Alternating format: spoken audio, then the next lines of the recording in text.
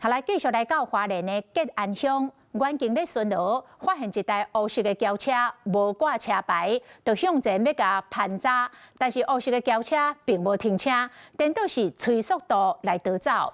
警察马上约伫后壁，这台黑车甚至搁前后来冲撞甲包围的警车，远景只好开枪断车链，然后卡破车窗，甲车顶的驾驶甲一个乘客压制逮捕。 远景也请话声爱驾驶落车，不过对方也过来滚量，目睭让警车想要绕跑。远景随判断向准岛边头前链开枪。手举起来，过来！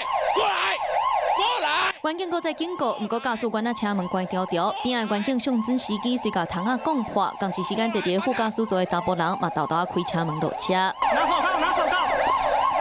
远景甲驾驶乘客压制伫涂骹靠手铐逮捕。伫咧昨半暝12点多，花莲县吉安乡的自强路，远景伫咧巡逻时发现一只黑色轿车无挂车牌，就随来拦查，想要到驾驶竟然开车逃走，互警方前后拢包围，搁弄警车，最后原来互压制逮捕。警方的对立大约10分钟，路程7公里外，甲22岁有线驾驶张姓乘客强制带走。当场在车内起获开山刀、折叠刀及甩棍等器械。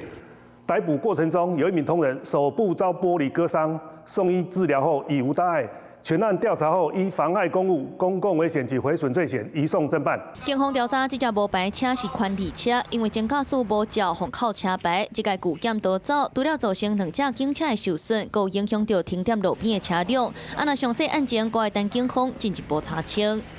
Hello， 我是蒋欣梅。想要抢先掌握最及时的新闻资讯吗？赶快订阅、按赞、开启小铃铛，锁定华视新闻 YouTube 频道。